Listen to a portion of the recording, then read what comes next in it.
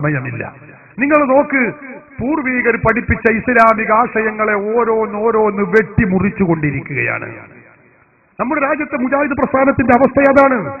നമ്മൾ തർക്കമുള്ള വിഷയങ്ങൾ ഏതെടുത്തോളൂ, നിങ്ങൾ ഓരോന്ന് കുനൂത്തെടുത്തോളൂ, കൂട്ടപ്രാർത്ഥന എടുത്തോളൂ, അതുപോലെ മന്ത്രമെടുത്തോളൂ, ഉറുക്കെടുത്തോളൂ, ഏലസെടുത്തോളൂ, പിഞ്ഞാണം എഴുതി കുടിക്കൽ ഞാൻ വിശദീകരിക്കുന്നില്ല. ഏതെടുത്ത് പരിശോധിച്ചാലും പൂർവീകരുടെ പാരമ്പര്യം ആ വിഷയത്തിൽ സുന്നികളോടുകൂടെയാണ്.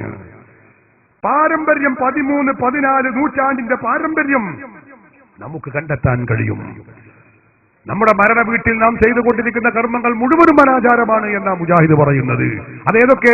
മയ്യത്ത് ഖുർആൻ ഓത്താവട്ടെ, അങ്ങനെ ദുആയാവട്ടെ, മയ്യത്ത് വെക്കുമ്പോഴുള്ള ദുആയാവട്ടെ, മയ്യത്ത് എടുക്കുമ്പോഴുള്ള ദുആയാവട്ടെ, അത് കഴിഞ്ഞ് മയ്യത്ത് കൊണ്ടുപോകുമ്പോൾ ദിക്ർ ചൊല്ലലാവട്ടെ, തൽഖീൻ ചൊല്ലലാവട്ടെ, അവിടുന്ന് ഖബറിന്റെ അരികിൽ ഖുർആൻ പാരായണമാവട്ടെ, ദുആയാവട്ടെ, അടിയന്തരമാവട്ടെ, 40 ആവട്ടെ, അല്ലെങ്കിൽ ആണ്ടാവട്ടെ, നാം ചെയ്തുകൊണ്ടിരിക്കുന്ന കർമ്മങ്ങൾ മുഴുവനും നരകത്തിലേക്ക് പോകുമെന്ന് മുജാഹിദ് പറയുന്നു.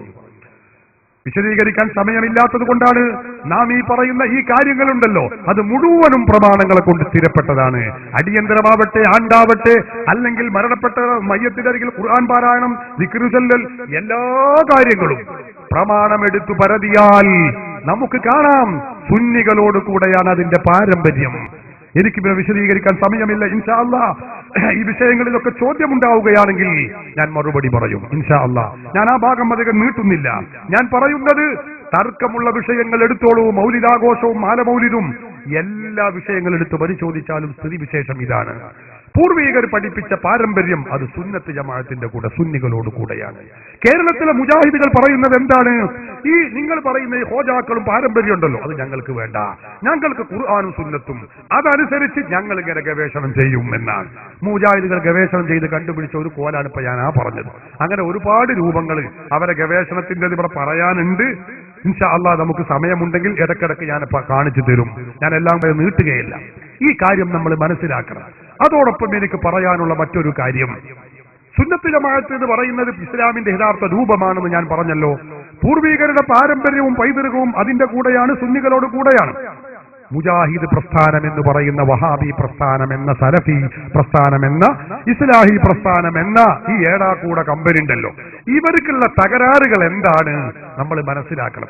എന്തുകൊണ്ടാണ് മുജാഹിദ് പ്രസ്ഥാനത്തെ നാം വിമർശിക്കുന്നത്, നാം കുറ്റപ്പെടുത്തുന്നത്, അവരുടെ പ്രസ്ഥാനം ശരിയല്ല എന്ന് നാം പറയുന്നത്?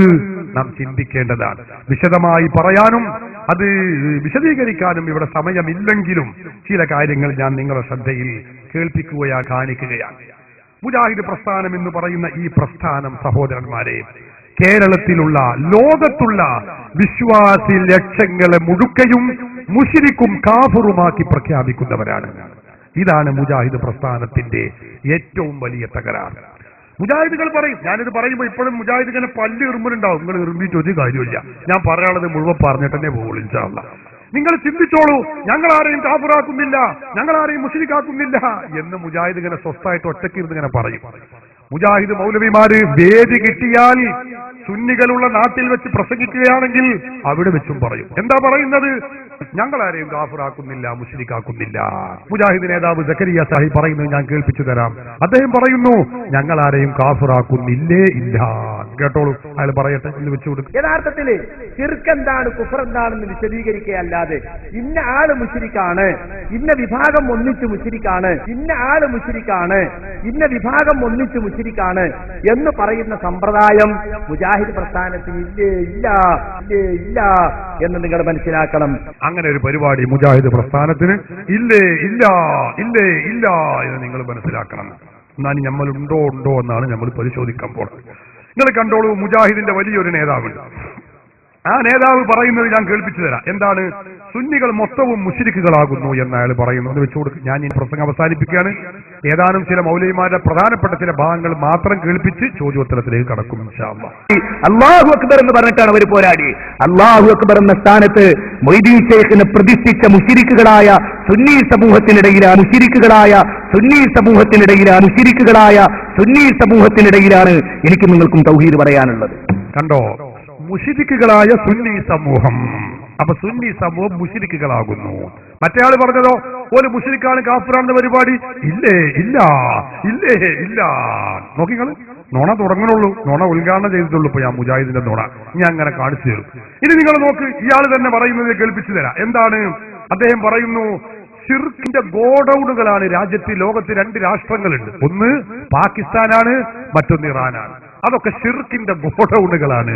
ഷിർക്ക് മൊത്തമായും ചില്ലറയായും വിൽക്കുന്ന കേന്ദ്രങ്ങളാണ്. കേട്ടോളൂ, പറയട്ടെ. ലോകത്ത് 2 രാജ്യങ്ങൾ, ഷിർക്കിന് വേണ്ടി മാത്രം ജീവിക്കുന്ന 2 രാജ്യങ്ങൾ. ആ 2 രാജ്യങ്ങളിൽ ഒന്ന് ഇറാനാണ്, ഒന്ന് പാകിസ്ഥാനാണ്. ഷിർക്കിന്റെ കൂടാരങ്ങളെ, ഗോഡൌണുകളാണ് പാകിസ്ഥാനൊക്കെ ഷിർക്കിന്റെ. അടക്ക ജമാഅത്തെ ഇസ്ലാം ഉണ്ടത്രേ, സെലഫികളുണ്ടെന്നാ കേൾവി. എന്താ അവിടെ നടക്കുന്നത് അല്ലാഹു അലം. പക്ഷെ ഏതായിരുന്നാലും പാകിസ്ഥാനികളെ ഞാൻ ഒരുപാട് രാജ്യത്ത് വെച്ച് കണ്ടിട്ടുണ്ട്. പാകിസ്ഥാനികളിൽ ബഹുഭൂരിപക്ഷം ആളുകളും ഷിർക്കിന്റെ ആളുകളാണ്. വാക്യം ഷിർക്കിന്റെ വിഭാടനം, തൗഹീദിന്റെ പ്രയാണം. കേട്ടില്ലേ നിങ്ങൾ? അപ്പൊ ഷിർക്കിന്റെ ഗോഡൌണുകളാണ് അവിടൊക്കെ. ബഹുഭൂരിപക്ഷ ആളുകളും ഷിർക്ക് ചെയ്യുന്നവരാണ്, മുശ്രിക്കാകുന്നു. മറ്റേ ആള് പറഞ്ഞതോ ഷിർക്കാക്കുന്ന പരിപാടി ഞങ്ങൾക്ക് ഇല്ല. മുജാഹിദ് പ്രസ്ഥാനം ചെയ്തുകൊണ്ടിരിക്കുന്ന തകരാറുകൾ എന്താണെന്നാണ് ഞാൻ പറയുന്നത്. കേട്ടോളൂ. ഇനി ഇയാൾ തന്നെ പറയുന്നു, സുന്നികളും ക്രിസ്ത്യാനികളും ഇസ്ലാമിന് കണക്കാണ്, രണ്ടും ഒരുപോലെയാണ്. പറയട്ടെ, വെച്ചുകൊടുക്കും. ക്രിസ്ത്യാനികളും സുന്നികളും ഇസ്ലാമിന് കണക്കാ 2 വന്നു. ക്രിസ്ത്യാനികളും സുന്നികളും ഇസ്ലാമിന് കണക്കാ 2 വന്നു. കണ്ടോ? ക്രിസ്ത്യാനികളും സുന്നികളും ഇസ്ലാമിന് കണക്കാണ്, രണ്ടും ഒന്നാകുന്നു. സുന്നികളായ നമ്മളെ ക്രിസ്ത്യാനികളെ പോലെയാകുന്നു. കേട്ടോളൂ നിങ്ങൾ. എന്തുകൊണ്ടാണ് മുജാഹിദ് പ്രസ്ഥാനം ശരിയല്ല എന്ന് നമ്മൾ പറയുന്നത് എന്ന് നിങ്ങൾ ചിന്തിക്കണം. കഴിഞ്ഞില്ല, ഇയാൾ തന്നെ പറയുന്നത് ഞാൻ കേൾപ്പിച്ചു തരാം. സുന്നികളായ നമ്മളൊക്കെ വിഗ്രഹ ആരാധകരാകുന്നു.